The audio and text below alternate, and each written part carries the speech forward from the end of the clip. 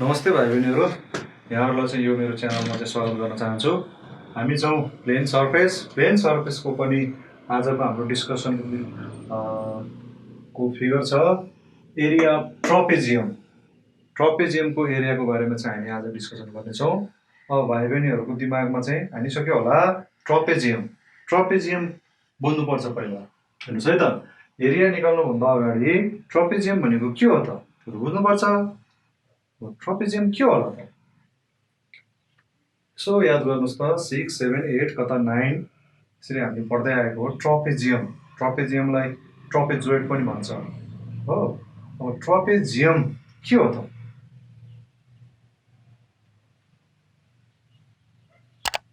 जहाँसम्म मैले बुझेको छु, ट्रपेजियम भनेको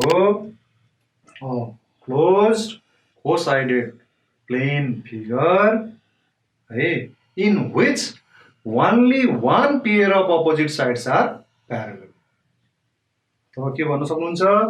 Trapezium is a quadrilateral in which only one pair भनेको only two opposite sides are parallel. म ड्र गरेर देखाउँछु है त, हेर्नुहोस् है त।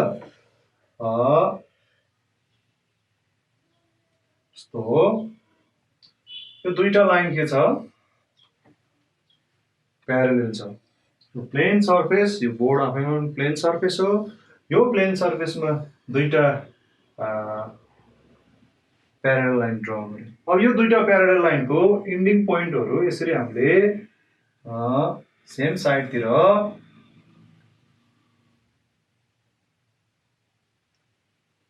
जोइन गर्दियौ स्केल लिएर भने यो के भयो? एउटा ट्रपेजियम भयो। हेर्नुस् त, यो एट फर्स्ट यो के हो? क्वाड्रिलेटरल हो। अनि त्यसपछि हेर्नुस् त, this two sides are parallel. मैले अघि भनेको थिएँ only one pair of opposite sides. One pair भनेको टू। सो टू साइड्स, यो दुईटा साइड्सहरु के छन्? Opposite to each other. यो दुईटा साइड के छ? प्यारेलल। त्यसो भएर यस्तो टाइपको फिगरलाई के भन्छ? ट्रपेजियम भन्छ। हुन त तपाईको यो पनि हेर्नुस् त, दिस इज अल्सो फिगर यस्तो पनि हुन सक्छ। हेर्नुस्, यो क्वाड्रिलेटरल पनि के हो? ट्रपेजियम हो, जहाँ चाहिँ this two vertical sides are parallel to each other है। बुझ्नुस् भाइ बहिनीहरुले, trapezium is a quadrilateral in which only one pair of opposite sides are parallel. अब मानौ यो ट्रपेजियममा नन प्यारेलल साइड्सहरु त यो भयो, प्यारेलल साइड्सहरु यो भयो। मैले यसमा नेम दिन्छु। Suppose this trapezium is A B C D. ट्रपेजियमको पनि 4 भर्टिसेस हुन्छ, किन भन्दा दिस इज अ क्वाड्रिलेटरल। अब यसपछि हेर्नुस् है त, यहाँ अब हाम्रो कोर्समा के छ? यसको एरिया, पेरिमिटर भनेको पनि 4 साइड्सको सम हो। अब पहिला एरियातिर जाउँ।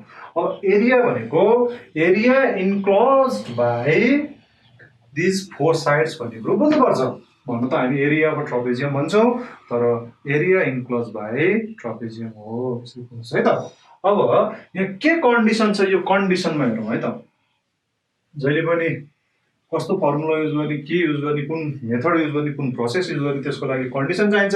When length of parallel sides भनेको मतलब प्यारेलल साइड्स, यो इक्जाम्पलमा यो फिगरमा के छ? डीसी र एबी छ भनेपछि यो दुईटा प्यारेलल साइड्सको के चाहिने रहेछ? लेन्थ चाहिने रहेछ। अनि त्यसपछि अर्को के भन्दा हाइट भन्यो। अब हाइट भनेको यहाँ चाहिँ यसले चाहिँ यो हाइट भनेको चाहिँ के हो भन्दा डिस्टेन्स बिट्विन प्यारेलल साइड्स। अब हामीले सानै क्लासदेखि पढ्दै आएको छौँ, हामीलाई प्यारेलल साइड्सको डेफिनेसन पनि थाहा छ। यो दुईटा प्यारेलल लाइन छ भने यहाँको डिस्टेन्स जहिले पनि परपेन्डिकुलर डिस्टेन्स जहिले पनि के हुन्छ? इक्वल हुन्छ। यसरी परपेन्डिकुलर ड्र गर्यो भने डिस्टेन्स हुन्छ के हुन्छ? इक्वल हुन्छ। प्यारेलल लाइन्सहरु they never intersect with each other भन्ने कुरो।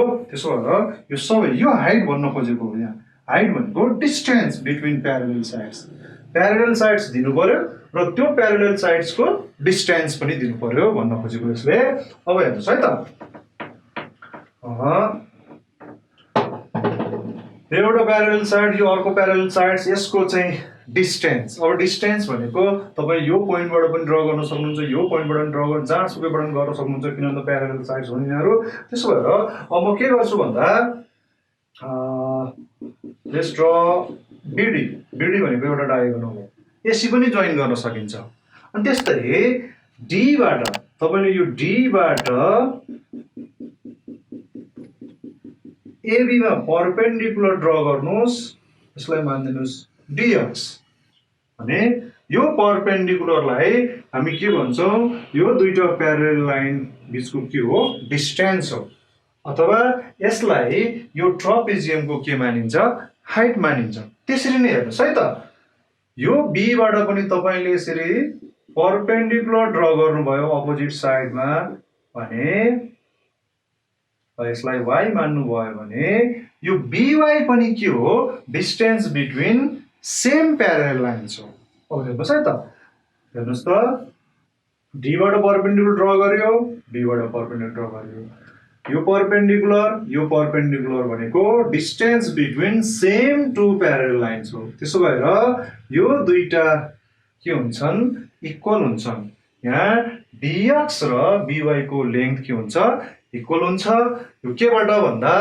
डेफिनेसन अफ प्यारलल लाइन्स है अब म यहाँ चाहिँ एउटा डायगोनल ड्रा गर्छु त्यसपछि हेर्नुस् है त यदि यो डायगोनललाई लिने हो भने राइट साइडमा ट्रायंगल बीसीडी छ लेफ्ट साइडमा के छ ट्रायंगल एबीडी छ यो ट्रायंगल र यो दुईटा ट्रायंगललाई एड गरेपछि के आउँछ area of trapezium so area of ट्रपेजियमको लागि के गर्नु पर्यो त अब भन्दा we have to find out area of this triangle and add अब म यहाँ रफली गरेर देखाउँछु ट्रायंगल एबीडी है triangle A B D is equal to हेर्नुस् है त के हुन्छ 1/2 बेस टाइम्स हाइट अब हेर्दिनुस् त 1/2 ट्रायंगल एबीडी यसलाई इग्नोर गर्दिनुस् यो पार्टलाई इग्नोर गर्दिनुस् यो एबीडी ट्रायंगलमा एबी बेस डीएक्स के हो हाइट हो यो एबी टाइम्स डीएक्स भयो है अब यसरी नै अर्को छ triangle BCD triangle BCD is equal to 1/2 फेरि पनि के भयो base times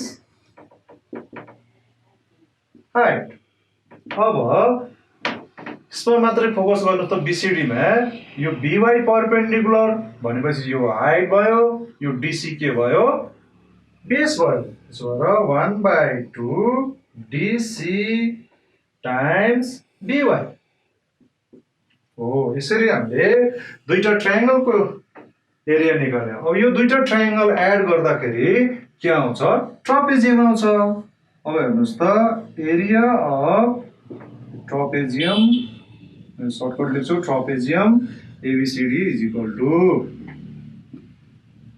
to triangle ABD area of triangle ABD plus area of triangle BCD फिगरमा हेर्नुस् this triangle plus this triangle area plus अब ट्रायंगल ABD को एरिया को value यहाँ दिएको छ एरिया यहाँ छ हेर्नुस् एरिया 1/2 AB टाइम्स DX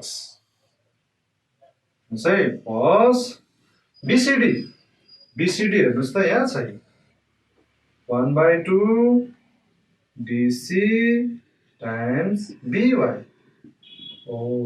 अब हेर्नुस् है त बुझ्नुपर्ने कुरा यहाँ छ यो प्लस भन्दा अगाडि 1/2 AB टाइम्स DX प्लस भन्दा पछाडि 1/2 DC टाइम BY अब हेर्नुस् यो DX यहाँ छ यो फिगरमा DX त्यसै यो BY भयो अब भन्नुस् त यो DX र BY are they equal or not equal छन् त इक्वल छन् किन भन्दा these are distances between same parallel lines त्यसो भएर यो के हुन्छ इक्वल हुन्छ अब हामीले के गर्न सकिन्छ 1/2 AB यो DX भयो plus 1/2 DC times यो by को टर्ममा इन प्लेस अफ by हामी के लेख्न सक्छौं dx किन भन्दा यो dx र by के छ इक्वल टु इच अदर अब प्लस भन्दा अगाडि 1/2 dx प्लस भन्दा पछाडि 1/2 dx दुईटै छ त्यसो यो कमन भयो अब यहाँ रह्यो AB प्लस DC हो यसैमा 1/2 अब यो dx भनेको के हो हाइट हो के को ट्रपेजियम को सो हाइटलाई h ले डिनोट गर्न सकिन्छ यसलाई h यो पनि h भनेपछि यो dx भनेको h हो हस AB एन्ड DC हेर्नुस् त AB र DC के हुन् लेंथ अफ प्यारलल साइड्स अब प्यारलल साइड्स लाई तपाईले के सिम्बलहरु दिन सक्नुहुन्छ suppose P1 plus P2 upper parallel side lower parallel side तपाईले आफ्नो दिनुस् एउटा P1 भयो अर्को के भयो P2 भयो यसमा P1 र P2 भनेको लेंथ अफ प्यारलल साइड्स यो h भनेको डिस्टेन्स बिट्विन प्यारलल साइड्स त्यो भनेको हाइट भयो सो यसरी हामीले रफली के हेर्यौं त भन्दा यो फर्मुला हो ट्रपेजियमको अब हेर्नुस् है त अब म तपाईलाई यहाँ फर्मुला एकपटक राखेर देखाउँछु if this is trapezium यो ट्रपेजियम हो भने if these two lines are parallel यसलाई तपाईले P1 ले डिनोट गर्न सक्नुहुन्छ यो साइडलाई त्यस्तै यो साइडलाई P2 ले डिनोट गर्न सक्नुहुन्छ अनि त्यसपछि हाइट भनेको distance between this two parallel lines त्यो हाइट भनेको यो पोइन्टबाट पनि ड्रा गर्न सकिन्छ हेर्नुस् त तर त्यो हाइट के हुनुपर्छ परपेन्डिकुलर भनेपछि यो के भयो h भयो सो यसरी तीनवटा कुरा दिएको छ भने area of trapezium is equal to के भनेको त 1/2 h ब्रैकेट लेखेर P1 plus P2 where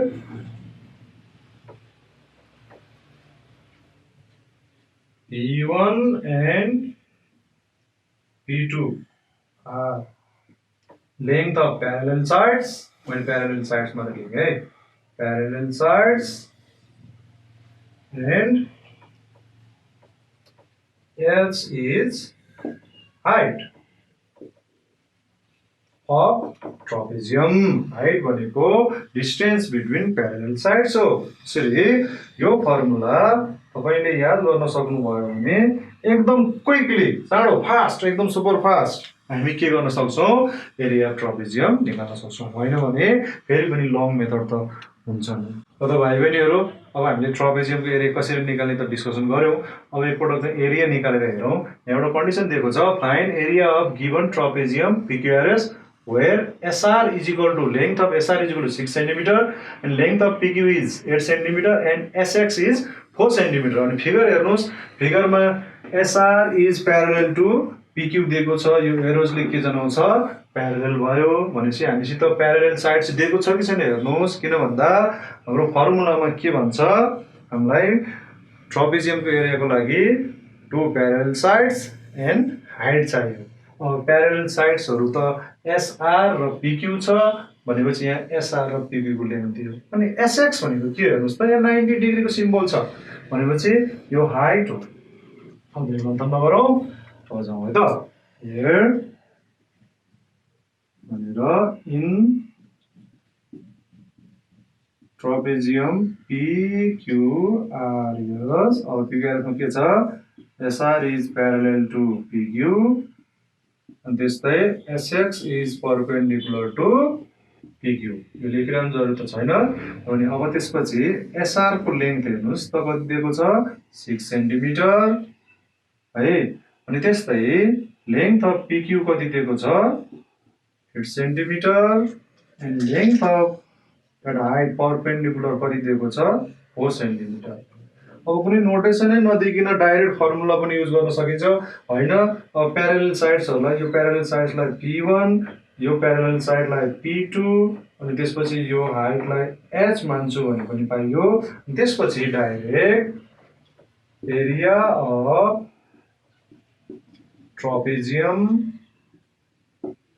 PQRS is equal to त के हुन्छ 1/2 फर्मुला 1/2 चाहियो अनि त्यसपछि के H अनि ब्र्याकेट यहाँ हुन्छ प्लस अगाडि P1 पछाडि P2 सो भएर यो डाइरेक्ट फर्मुला भयो इज इक्वल टु 1/2। अब भ्यालु राखिदिनुहोस्। H भनेको कति छ 4 सेन्टिमिटर, P1 को भ्यालु कति छ 6 सेन्टिमिटर, P2 को भ्यालु कति छ 8 सेन्टिमिटर। अब भन्नुहोस् फलो गरिदिनुहोस् 1/2 टाइम्स 4 टाइम्स 6 प्लस 8 भनेको कति भयो 14। हेर्नुहोस् त यहाँ 4 सेन्टिमिटर अनि 6 centimetre 8 centimetre जोड्दा 14 centimetre. Centimetre times centimetre भनेको यो के हुन्छ स्क्वायर सेन्टिमिटर। अब तपाईले क्यान्सल गरिदिनुहोस् 2 क्यान्सल 4 2 टाइम्स सो 2 टाइम्स 14 भनेको 28 त्यसपछि स्क्वायर सेन्टिमिटर। हो एरिया अफ ट्रपेजियम PQRS कति आयो 28 स्क्वायर सेन्टिमिटर। यसरी नै डाइरेक्ट फर्मुला युज गर्दाखेरि एकदमै फास्ट गर्न सकिन्छ। यसलाई तपाईहरुले 2 मिनेट पनि लाग्दैन। अब यदि यसैलाई यो फर्मुला थाहा छैन भने हामी फेरि डायगोनल QX जोइन गरेर दुईटा ट्रायंगलको एरिया सेपरेटेड निकालेर जोइन पनि गर्न सकिन्छ। र भाइ बहिनीहरुले अब यसरी यो सिम्बल पनि यसरी लेख्नु पर्छ भन्ने कुरो छैन। If you are confident enough then direct यसमा के गर्न सकिन्छ। अब SR PQ SX भन्छ यहाँ SX अनि त्यसपछि SR प्लस PQ भनेर यसरी पनि लेख्न सकिन्छ। अब तपाईहरुले कसरी याद गर्नुहुन्छ त्यो कुरा गर्नुस्। अनि त्यसपछि हेर्नुस् है त अब यहाँ गिवन कन्डिसनहरु बुझ्नुपर्छ। कहिलेकाहीँ यो जुन प्यारलल साइड छ नि प्यारलल साइड्सको फर्स्ट लेटर P त्यसैले हामी यहाँ P1 P2 डिनोट गर्यौं P1 र P2 ले डिनोट गर्यौं। त्यस्तै प्यारलल साइड्सलाई ट्रपेजियममा के पनि भन्छ बेसिस पनि भन्छ। यो एउटा बेस हो यो पनि के हो बेस हो। त्यसो भएर ट्रपेजियममा 2 बेसेस कहिलेकाहीँ क्वेशनमा चाहिँ find area of trapezium if length of 2 bases are दियो भने बुझ्नु पर्यो कि बेसेस भनेको प्यारलल साइड्स हो। धन्यवाद।